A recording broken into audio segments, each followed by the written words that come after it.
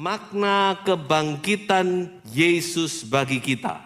Saya akan bacakan satu ayat di dalam Matius pasal 28 ayat 6. Mari kita baca bersama-sama perkataan dari malaikat ini. Ia tidak ada di sini, sebab ia telah bangkit sama seperti yang telah dikatakannya.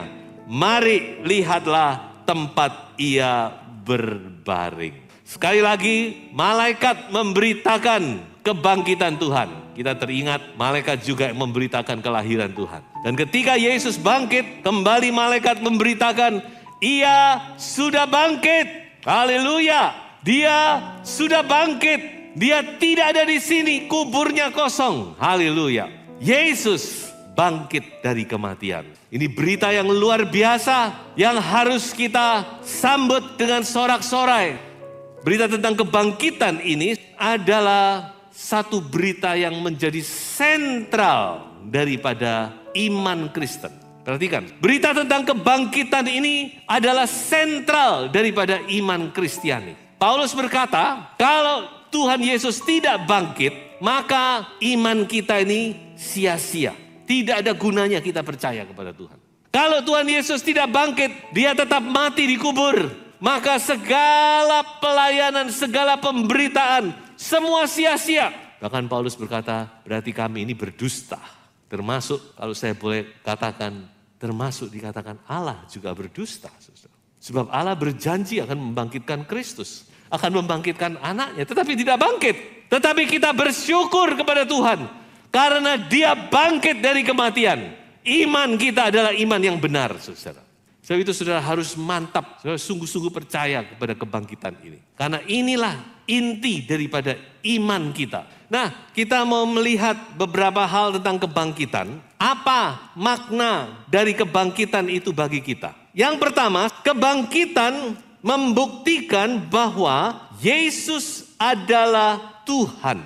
Roma 1 ayat yang kedua sampai ayat yang keempat. Dikatakan bahwa Injil itu adalah tentang anaknya, tentang anak Allah yang dinyatakan oleh kebangkitannya dari antara orang mati bahwa ia adalah anak Allah yang berkuasa, Yesus Kristus Tuhan kita. Jadi yang pertama saudara, kita mengerti bahwa oleh kebangkitan itu, maka membuktikan bahwa Yesus itu adalah Tuhan. Saudara bisa melihat di dalam dunia ini banyak tokoh-tokoh agama, banyak penganjur-penganjur agama, banyak orang-orang yang baik, yang luar biasa yang pernah hidup di dunia. Tapi tidak satu pun yang bangkit dari kematian. Amin. Tidak satu pun yang bangkit dari kematian. Tidak ada, saudara boleh lihat, tidak ada satu tokoh pun yang pernah bangkit dari kematian. Tidak ada. Hanya satu pribadi yang mati setelah 3 hari 3 malam di dalam kubur. Dia bangkit dari kematian. Dan itu membuktikan bahwa Yesus Kristus adalah anak Allah yang berkuasa. Tuhan kita. Dia bukan sekedar manusia. Dia bukan sekedar orang baik. Dia bukan sekedar orang yang sempurna. Dia juga bukan hanya seorang nabi. Tetapi dia adalah anak Allah. Dia adalah ilahi. Dia membuktikan keilahiannya dengan kebangkitannya dari antara orang mati.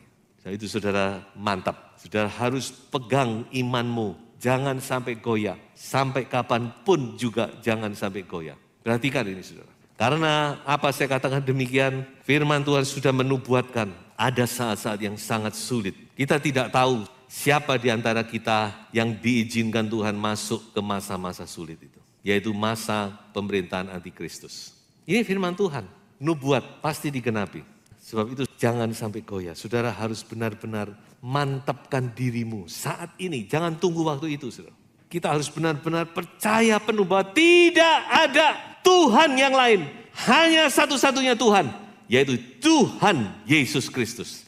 Dialah Allah. Dia bukan sekedar manusia, tapi dia adalah Allah. Dia adalah Tuhan.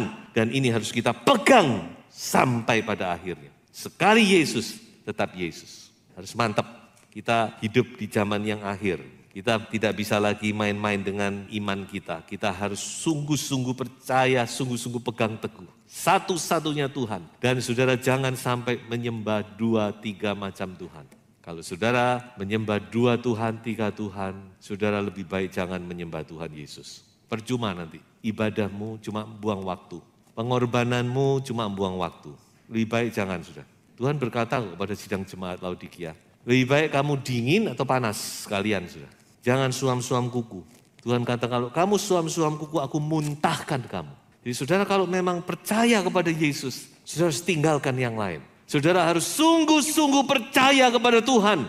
Hanya Tuhan Yesus Kristus, jalan keselamatan. Tiada nama lain di dunia ini, di bawah kolong langit yang diberikan kepada manusia supaya kita beroleh selamat. Baik, kita masuk yang berikutnya. Kalau dia Tuhan, Tuhan yang bagaimana? Yang kedua, Yesus itu adalah Tuhan yang hidup. Kebangkitan membuktikan bahwa Yesus itu adalah Tuhan yang hidup. Mari kita baca di dalam Kisah Rasul pasal 1 ayat yang ketiga. Kepada mereka, ia menunjukkan dirinya setelah penderitaannya selesai. Dan dengan banyak tanda, ia membuktikan bahwa ia hidup.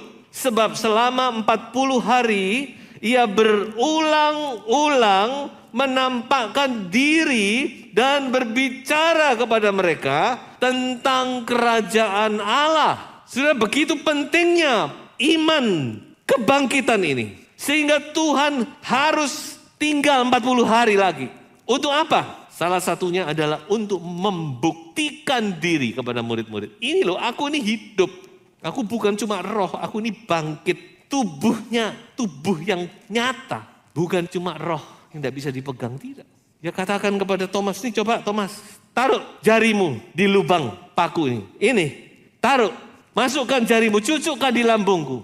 Dia makan bersama-sama dengan murid-murid. Dia benar-benar bangkit, secara tubuh dia bangkit. Tentu bukan tubuh seperti kita, tubuh kemuliaan. Dia buktikan.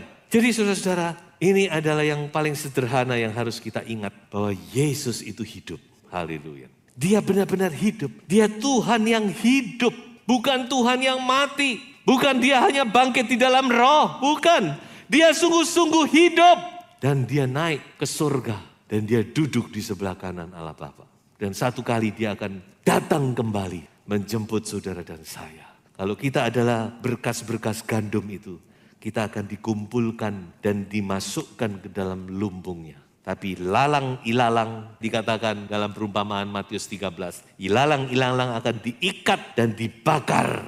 Jadi ada 2 macam. Ada pemisahan. Ada lalang, ada gandum. Bagi gandum-gandumnya kita akan dikumpulkan. Tuhan kita Tuhan yang hidup. Jangan saudara takut. Haleluya. Dia hidup. Walaupun dia ada di sebelah kanan Allah Bapa. Tapi dia juga beserta dengan kita. Melalui apa? Melalui rohnya. Dia berikan rohnya tinggal di dalam kita untuk menyertai kita, mendampingi kita selama kita di dunia ini. Tuhan itu kurang apa baiknya sama kita. Dia begitu concern kepada kita. Dia begitu pikirannya ada pada kita. Dia selalu memperhatikan kita. Baik, yang ketiga, kebangkitan Yesus membuktikan bahwa Yesus adalah Tuhan yang apa? Menang. Tadi Tuhan yang apa? Hidup. Sekarang Tuhan yang menang. Haleluya. Coba kita baca 1 Korintus 15 ayat 55. Maut telah ditelan dalam kemenangan. Hai maut, di manakah kemenanganmu? Hai maut, di manakah sengatmu? Ini teriakan kemenangan, saudara. Oleh kebangkitannya, Tuhan mengalahkan maut. Kitab Ibrani berkata bahwa musuh yang paling ditakuti oleh manusia adalah maut.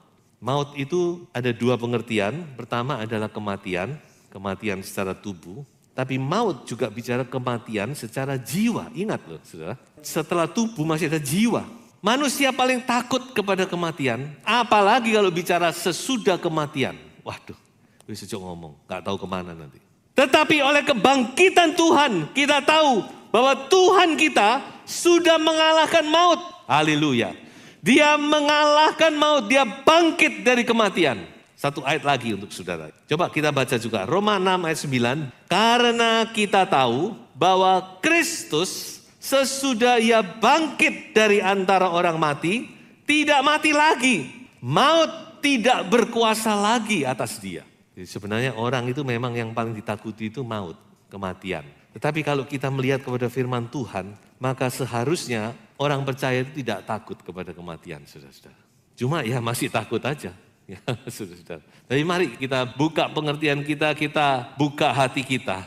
Kita lihat firman Tuhan. Dikatakan, dia bangkit, dia mengalahkan maut. Maut bukan lagi ancaman bagi umat yang sudah ditebus. Karena Kristus sudah mengalahkan maut, maka kita juga mengalahkan maut. Sebab itu ada satu janji yang luar biasa dari Tuhan.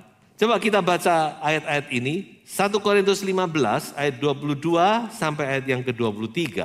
Karena sama seperti semua orang mati dalam persekutuan dengan Adam. Demikian pula semua orang akan dihidupkan kembali dalam persekutuan dengan Kristus. Tetapi tiap-tiap orang menurut urutannya. Kristus sebagai buah sulung. Sesudah itu mereka yang menjadi miliknya pada waktu kedatangannya. Firman ini persis dengan apa yang dikatakan di dalam 1 Tesalonika pasal 4. Dikatakan di situ pada saat sangkakala terakhir, penghulu malaikat meniup sangkakala terakhir, maka Tuhan Yesus sendiri, dikatakan Tuhan Yesus sendiri akan turun dari sorga. Dan dikatakan orang-orang yang mati di dalam Kristus, mereka akan lebih dahulu bangkit. Jadi Kristus ini sebagai buah sulung. Dia yang pertama diunjukkan oleh imam. Ada namanya hari raya pengunjukan buah sulung. Kristus diunjukkan, berkas yang pertama diunjukkan. Gambaran dari Kristus bangkit dan naik ke sorga. Dan kita yang selanjutnya, kita akan dibangkitkan kalau kita sudah mati. Kalau kita belum mati saat itu, dikatakan kita akan diubahkan dalam sekejap mata. Kita juga akan diberi tubuh yang baru, tubuh kebangkitan. Dan kita juga akan berjumpa dengan Yesus di awan-awan. Kayak Henok, dikatakan Henok itu kan diangkat hidup-hidup. Nah, itu gambaran dari anak Tuhan yang tidak mengalami kematian. Jadi tinggal pilih, saudara. Jadi tidak ada lain jalan, cuma dua jalan ini. Kalau kita diizinkan mati, entah karena kita mati karena sakit, karena apalah, pokoknya kita mati. Atau kita mati karena mempertahankan iman pada masa antikristus, kita akan dibangkitkan. Tapi kalau kita seperti Henokh, tidak mengalami kematian, tapi kita harus hidup dekat dengan Tuhan itu. Walk with God, dikatakan Henokh itu berjalan bersama Allah. Kita tidak alami kematian, diluputkan dari masa antikris. Pada saat Kristus datang kembali, kita akan diubahkan. Cuma dua jalan ini aja. Setelah itu kita akan bersama-sama dengan Kristus sampai selama-lamanya. Jadi bagi orang percaya kematian itu bukan perpisahan. Karena kita akan berjumpa lagi. Saudara akan berjumpa lagi. Mungkin di sini banyak orang-orang yang dikasihi sudah mati. Itu bukan selama-lama, itu cuma sementara. Nanti kita akan jumpa lagi. Kita akan bersama-sama lagi. Dan di dunia ini, bukan di sorga nanti, sorga belum. Karena Kristus akan datang kembali menjadi raja di atas segala raja. Dan kita akan memerintah bersama dia 1000 tahun. Itu yang dikatakan firman Tuhan.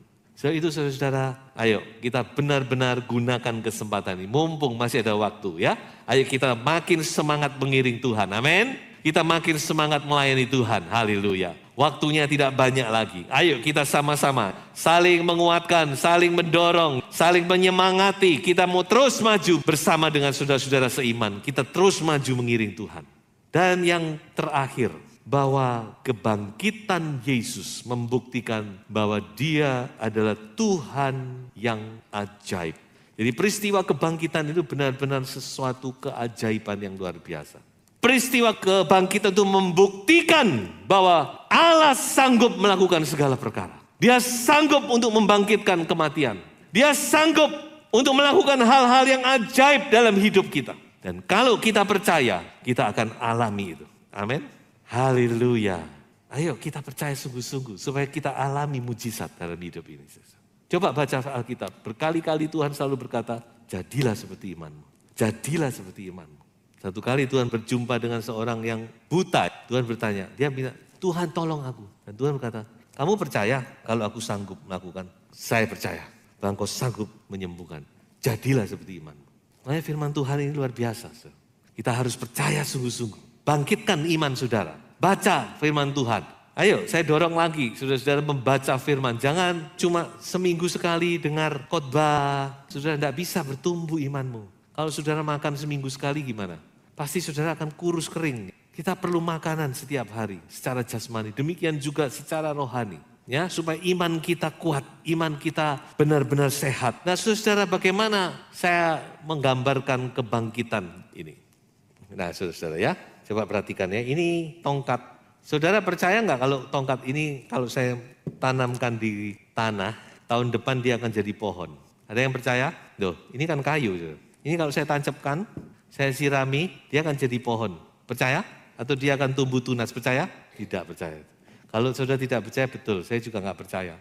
Tapi yang terjadi pada zaman Musa, tongkat Harun, dalam waktu satu malam, waktu itu terjadi satu peristiwa, saudara bisa baca di bilangan 17. Dalam waktu satu malam, tongkat Harun ini, saudara-saudara, satu malam loh, juga nggak ditanam, ditaruh aja di depan tabut perjanjian. Dan dikatakan tongkat Harun itu bertunas, berkuntum, berbunga, bahkan berbuah.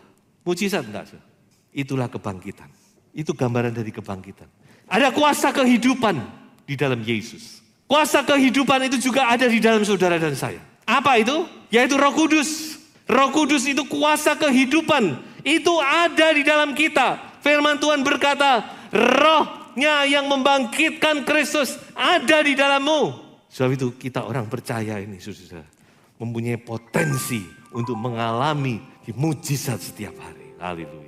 Sebab itu saudara, mari kita mau bangkitkan iman kita. Yesus adalah Tuhan. Dia adalah Tuhan yang apa pertama? Yang hidup. Amin. Tuhan yang apa kedua? Tuhan yang menang. Dan ketiga apa? Tuhan yang ajaib. Haleluya. Oh, inilah Tuhanmu dan Tuhanku. Ya, Dia adalah Tuhan yang hidup. Dia adalah Tuhan yang menang. Dan Dia adalah Tuhan yang ajaib. Amin. Sebab itu apa yang saudara takutkan? Apa yang saudara takutkan dalam hidup ini? Haleluya. Saudara diliputi dengan ketakutan dalam hidupmu. Ya, takut ini, takut itu, takut ini, takut ini. Saya mau berikan satu ayat sebagai bonus bagi saudara.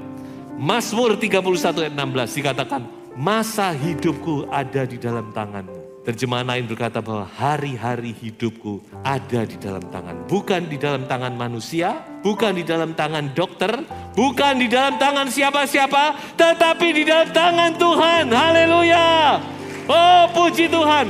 Sebab Dia hidup, ku tidak takut menghadapi esok. Haleluya.